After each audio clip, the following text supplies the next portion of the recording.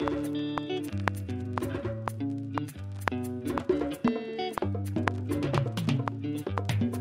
are listening to Talking Africa, the podcast that gets behind the latest news from the continent and beyond. It's brought to you by the Africa Report and the Jeune Afrique Media Group. I'm Patrick Smith and welcome to this week's podcast. Alongside our great archive of podcasts on the africareport.com, you'll find the latest dispatches from our correspondents in Lagos, Johannesburg, Nairobi, Cairo, Accra, Dar es Salaam, Harare, Abidjan, Kinshasa and Casablanca. These brilliant journalists will give you the inside story on how the pandemic is changing Africa, its politics, its economies and its societies. This week's Talking Africa, we have a stellar panel to dissect the changing relations between Africa and the United States. In Washington, D.C., we have Aubrey Hruby, a senior fellow at the Atlantic Center and a co-founder of the Africa Expert Network. And also in that nation's capital, we have Judd de Vermont, director of the Africa program at the Center for Strategic and International Studies. And in Vietnam, we have Eric Olander, managing editor of the China-Africa Project. These multifaceted analysts, writers and enthusiasts take on many of the key issues on the Africa-US policy spectrum. For example, how are volatile US politics and the growing mood of confrontation with China over trade and geopolitics affecting Africa policy? So without further ado, we will leap into the conversation with the Africa Report's managing editor, Nicholas Norbrook, and myself in Paris, throwing these questions at the experts. And I wanted to start with China, which may or may not be a strange place to start if we're trying to focus on the relationship between the US and the continent. But it does seem that this, ongoing confrontation, which isn't, going away. 6 months ago, people said, this will blow over, but it hasn't. Speaking to President Kagame a couple of weeks ago, he said it was critically important that African countries don't get pulled out of shape by this, as they were in the Cold War. Is that hyperbole, do you think, Eric? No, I think it's time for African leaders and African stakeholders to start articulating more of what they want out of this. The idea, what we've been hearing for the past 3 or 4 months, is Africa doesn't want to be caught in between the US and China. Okay, we understand that, but it's time now to articulate what exactly do you want from these different partners, because whether you like it or not, this is happening. The US-China relationship is so politicized now, and Africa is a part of that. By the way, Africa is just one theater that's a part of this, so they're not special in this regard at all. Here in Southeast Asia, it's politicized. In South America, it's politicized, especially in the Middle East and the Persian Gulf. But the countries that are going to have strategies of how to engage both the Chinese and the Americans in this context will do the best. Do you think that's fair, Aubrey? Do you think this is something which is a real risk, and which countries in particular might be more vulnerable? I think that Eric's right in that countries are seeking to find a middle ground wherever they can, and that they seem to benefit when there's more competition for their interests. I think many of us here in Washington have tried to dispel the idea that it's a zero-sum game. But I'm not sure we're making much headway. The most recent kind of USAID directives and programs that are going to come out in next year are defining what is called a clear choice, that the US wants to put forth a clear choice, and that means choosing one or the other. And I think countries will be able to find ways to deal with both when they begin to think about areas where the US is competitive versus Chinese are competitive, and kind of developing sectoral strategies for investment and other things. I mean, there are only a few countries like Djibouti where it really is kind of a military base issue. Other countries are looking at it from a commercial partnership perspective. Yeah, I think that's absolutely right. It's first of all, as Eric said, it's articulating, what they're looking for from their partners, but then it's recognizing that they actually do have a lot of leverage on the U.S. and China. We do see rhetorically for China, they've tried to make some adjustments as they were getting hit on the racism in Guangzhou. They've tried to pivot a little bit around the BRI and the way that they communicate it. It's not a huge structural shift, but I do think that they are being sensitive to African pushback. The same, I think, for the US. And if the Africans lay out an affirmative agenda for what they want to do, and I think they're very clear that they aren't going to abandon either of those partners, it gives them a great deal of flexibility to negotiate. And, African governments have a lot of experience in doing this. I mean, the Cold War was a story about successfully toggling between different countries to get the best deals for themselves. But the risk is, as Aubrey said, if you become too in debt or too tied to one of those countries, you lose that ability. And so the countries like Ghana, for example, that is sort of smack in the middle and sort of playing both sides off each other and when they are being affirmative about what they're looking for, I think they can actually navigate this quite successfully. But they're being confronted now by some of the most contentious issues. So this idea of staying on the sidelines is going to get more and more difficult. For example, we've seen just in the past few weeks questions about signing UN Human Rights Council statements on Hong Kong. There's been about Xinjiang. There's now questions about Huawei that are going to come up. And Africa's smack right in the middle of these things. And I think the U.S. is going to interpret when you don't support them or you sign with the Chinese, that is going to be seen as an act. That's an active decision. And so these are contentious issues. And so being passive is not going to really be, I think, a long-term strategy.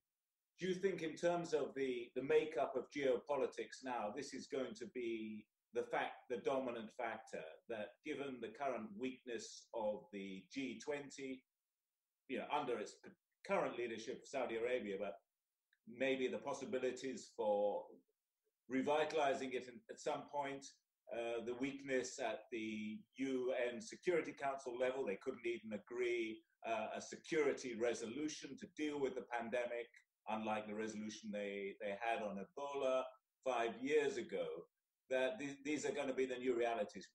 None of you expect any sort of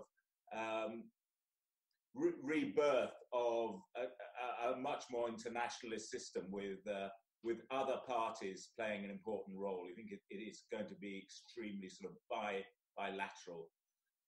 I guess that I still believe that if there's a change in the White House, that I think both sides of the aisle in the United States have negative views on China, but I think a clear distinction is that the Trump administration is much more unilateral about it, and it suggests, that the Biden administration will try to renew partnerships and bring in those players. So I think we're talking about the same plot, but we may see some variations in terms of the hardest edges of it. I agree with Judd in that, the election does matter here in the U.S. And any future president has to figure out strategically how to come to terms with a rising China. That is a long-term geopolitical strategic imperative for the United States.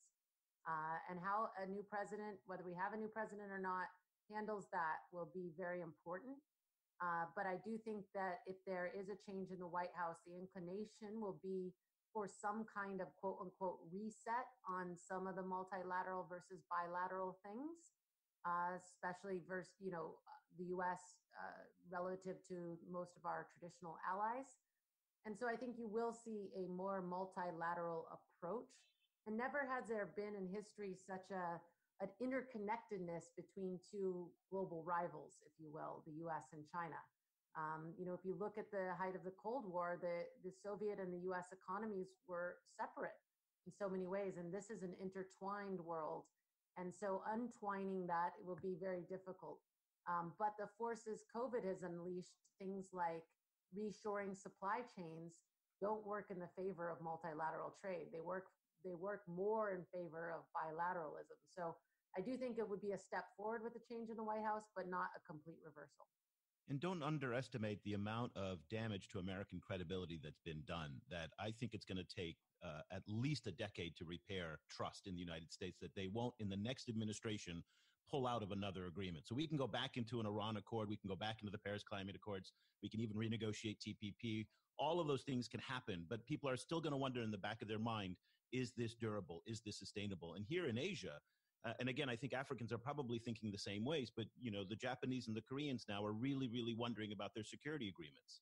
And I think that this is not just a Trump thing too. This has all been part of a continuum for a long time. I think Trump just expedited it, and also COVID really kind of messed it up. But at the same time, I think these are tensions that have been building for quite some time.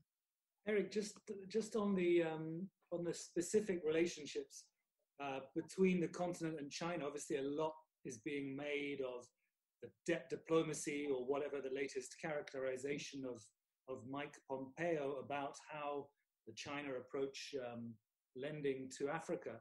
But a conversation that we were having a week ago suggested that actually, maybe the most dangerous thing is actually that Chinese lenders lose interests in the continent and realize, we're not, it takes so much bandwidth to monitor these projects. We're not really making the money out of it that we expected. We can buy the oil that we need now on the open markets. We don't need to do the big deals like we did with Angola. And in any case, we've stitched something up with Iran for 25 years, which really will take the sort of the base load of oil demand away from Africa. Is there a real danger actually for African lenders and Africa infrastructure projects?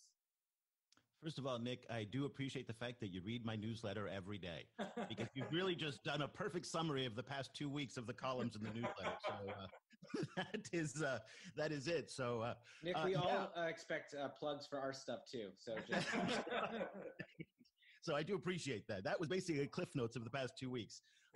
One of the things that I've been writing about is the fact that, yes, the debt is large. It's $154 billion. Now, that does seem large specifically by African standards. But let's not forget that China is a $13.7 trillion economy. And even if it's slowing now and going through difficult times, $154 billion will not make a dent in the Chinese economy. They do want their money back, that's for sure. They're not going to wipe away this debt. The amount that they've wiped away is very, very, very small. The problem that we're having on the Chinese side, as far as we can see right now, is that there isn't a single stakeholder. And they're having difficulty wrangling all of their various entities, SOEs, the policy banks, some of the private banks. Lots of different people have debt outstanding in Africa. And it's very, very difficult for them to coordinate a line and get everybody on the same page as well. That being said, there is a noticeable shift away from Africa, economically speaking.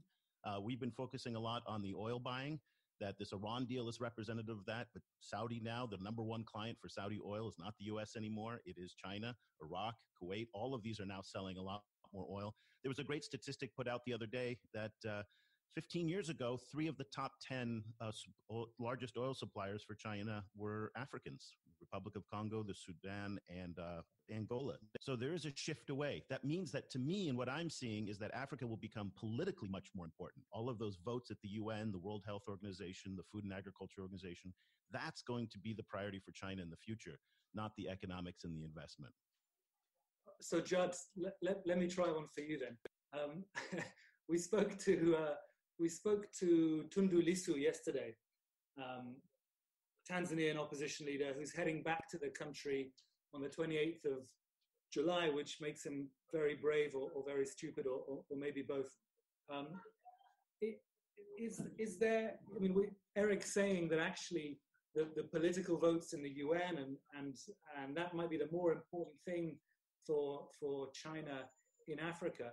Do you feel that the US has somewhat, taken its eye off the ball in terms of engaging with politics on the continent, in terms of, putting their weight behind democratic processes, or putting a gentle shoulder behind opposition leaders who may otherwise be flattened by regimes? Would that be fair to say? I know that you've been speaking to opposition leaders very recently. Yeah, Nick, there's a really interesting debate here in Washington about whether there's continuity on Africa policy between Trump and his predecessor, administrations. And I think you can make an argument there is on specific issues, particularly around trade investment. In fact, I think President Trump has been much more muscular about trying to think about trade investment. And Eric will always point out how many times John Bolton mentions the word China in his